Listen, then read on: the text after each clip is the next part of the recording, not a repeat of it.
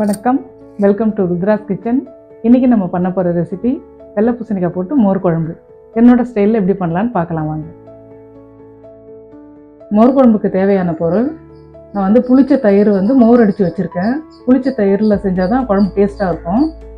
வெள்ளை பூசணிக்காய் எடுத்துருக்கேன், கருவேப்பிலை, கொத்தமல்லி, கல்லுப்பு, தாளிப்புக்கு ஒரு 3 மிளகா, காஞ்ச மிளகா, ஒரு 1/4 ஸ்பூன் சீரகம், 1/4 ஸ்பூன் வெந்தயம், ஒரு 1/4 ஸ்பூன் கடுகு, பெருங்காயம், மஞ்சத்தூள்.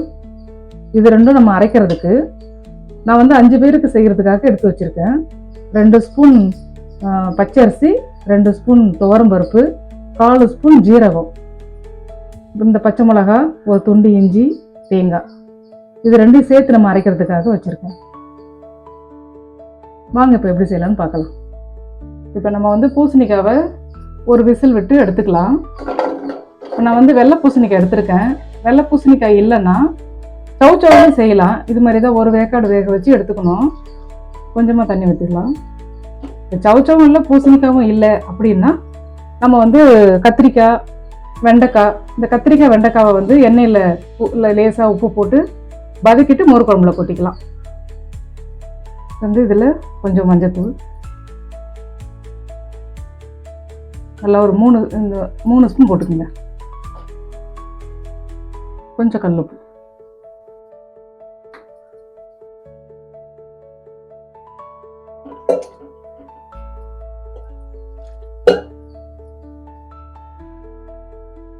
ஒரு விசில் விட்டு எடுத்துக்கலாம். இப்போ நம்ம இது ரெண்டையும் ஒன்றா போட்டு நைஸாக அரைச்சி எடுத்துக்கலாம்.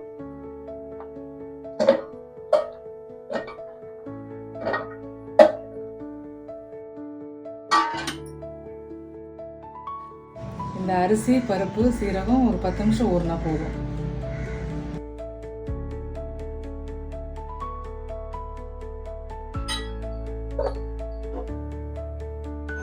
இதை ஓப்பன் பண்ணிக்கலாம்.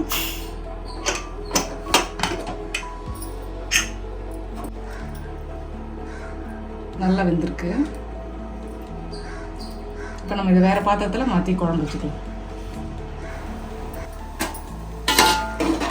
இப்போ நம்ம இங்கே அரைச்சி வச்சுருக்கோம் இல்லையா, இந்த விழுது இந்த அளவுக்கு அரைச்சிருக்கோம் நைஸாக. இப்போ இது அடுப்பத்தை வச்சு தண்ணி கொதிக்க வச்சு இதுலேயே ஊற்றிக்கலாம்.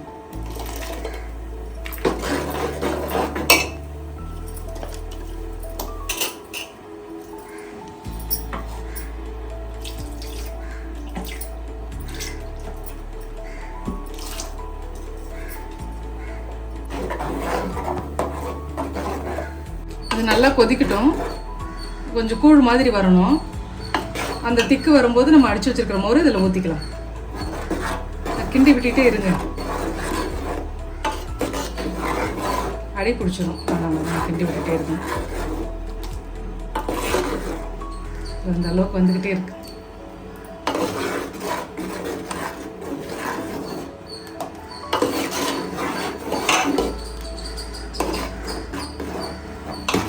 இப்போ பூசணிக்காயும் சவுச்சவும் நம்ம இந்த மெத்தடில் செய்வோம்.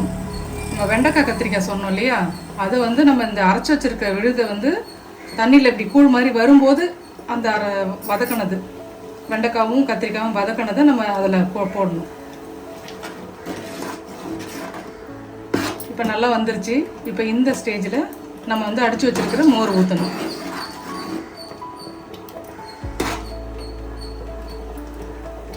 இப்போ நம்ம மோர் ஊற்றிக்கலாம்.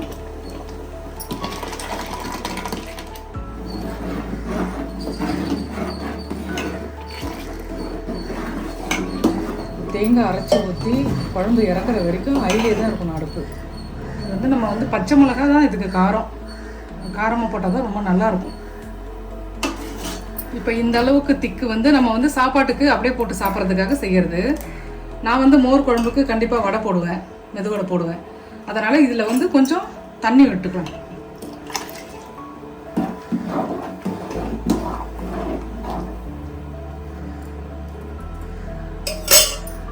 இப்போ இந்த குழம்புக்கு தேவையான கொஞ்சம் உப்பு. ஏற்கனவே பூசணிக்காய் வேகும் போது கொஞ்சம் போட்டிருக்கோம், அது பத்தாது.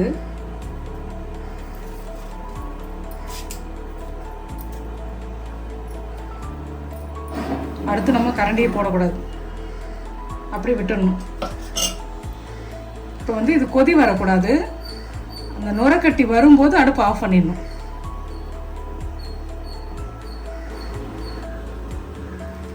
இந்த பபிள்ஸ் வருது பாருங்க, அப்படி லைட்டா.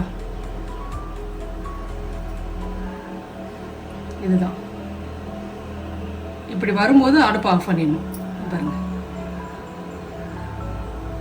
அவ்வளோதான். இப்போ மோர் குழம்பு தாளிச்சிக்கலாம்.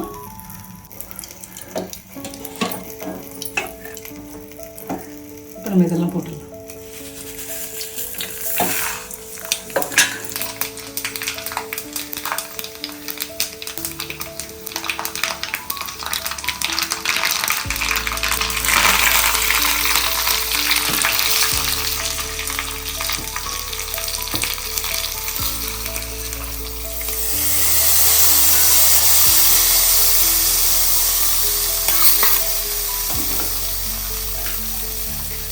கொத்தமல்லி போடுங்க.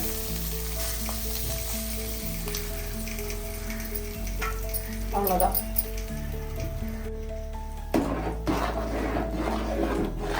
மோர் குழம்பு ரெடி ஆயிடுச்சு. இப்போ வந்து சூடாக இருக்கும்போது மோர் குழம்பு மூடக்கூடாது. ஏன் மூடக்கூடாதுன்னா, அந்த கொதிக்க விட்டால் நம்ம தயிர் முறிஞ்சிடும், திரியாகிடும் குழம்பு. அது மாதிரி தான் நம்ம மூடிட்டோம்னாலும் அதே பதம் வந்துடும். அதனால் மூடக்கூடாது. கிராஸாக முடிக்கலாம். நல்லா ஆறின உடனே நம்ம ஃபுல்லாக முடிக்கலாம்.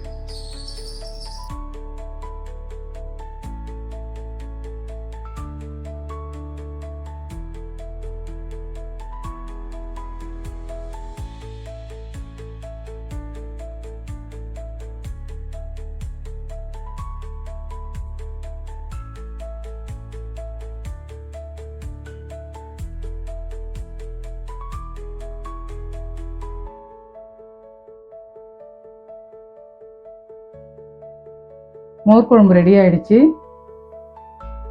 இப்போ நீங்கள் வந்து வடை போடுற மாதிரி இருந்தால், வடை வந்து சூடாக போடாமல் வெது வெதுப்பாக இருக்கும்போது மோர் குழம்புல வடை போட்டிங்கன்னா நல்லாயிருக்கும்.